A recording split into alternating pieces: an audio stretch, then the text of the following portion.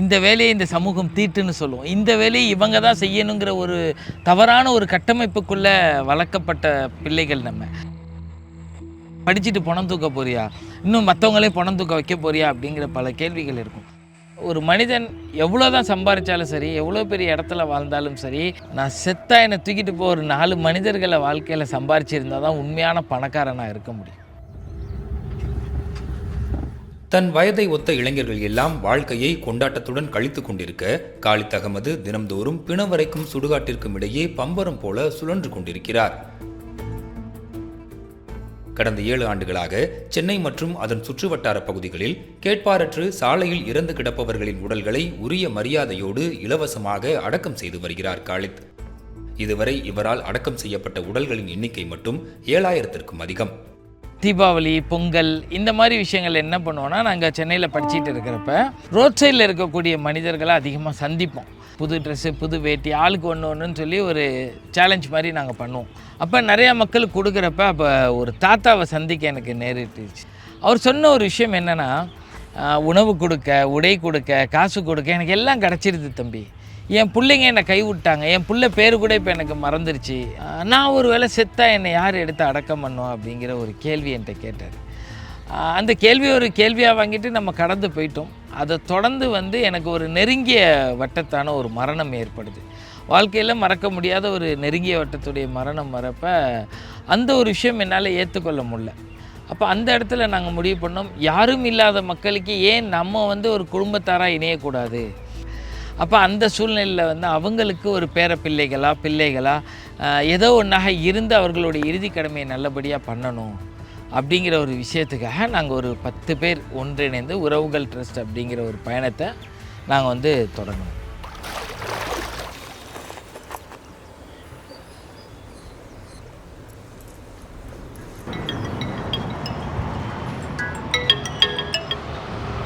Sir good morning. Okay sir, okay, நான் வர சொல்லிடுறேன் சார். நீங்கள் கிளம்பிட்டீங்களா? ஓகே. டிரைவர் பேர் மணி, வண்டி 2ஆம் நம்பர் வண்டி சார். மணிண்ணா, ஸ்டான்லி. தனது அறக்கட்டளைக்கு கிடைக்கும் பணத்தின் மூலம் ஆதரவற்றவர்களுக்கும் ஏழை எளியவர்களுக்கும் இலவசமாக இறுதிச் சடங்குகளை செய்து வரும் காலித் குறைந்த கட்டணத்தில் ஆம்புலன்ஸ் சேவையும் வழங்கி வருகிறார். பணம் என்பதை தாண்டி இந்த சேவையில் கிடைக்கும் ஆத்ம திருப்தி தான் தனக்கு பெரிது என அவர் தெரிவிக்கிறார். யாரோ தெரியாத, முகம் தெரியாத அந்த சில மணி நேரம் சந்தித்த அந்த உறவுகள் எங்களுக்கு எல்லாம் முடிச்சு கொடுத்தோன்னே, நீ நல்லா இருப்பா, நாங்கள் என்ன பண்ணுறேன்னு தெரியாத அந்த சூழ்நிலையில் நீ கூட நின்று எல்லாமே செஞ்சு கொடுத்தீங்க. அவங்க மத முறைப்படி நம்ம நின்று செஞ்சு கொடுக்குறப்ப அதனுடைய ஆத்ம திருப்திங்கிறது இந்த உலகத்தில் எங்கே போனாலும் கிடைக்காது.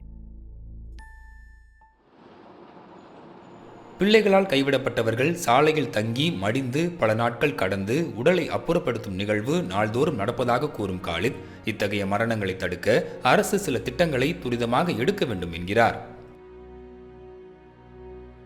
இன்றைக்கி நிறைய பேர் ரோட்டில் உள்ளவங்களுக்கு உணவு கொடுக்க வந்துட்டாங்க. தப்பே சொல்ல, உண்மையாகவே நல்ல விஷயம், யாரும் பசியார இருந்துடக்கூடாது.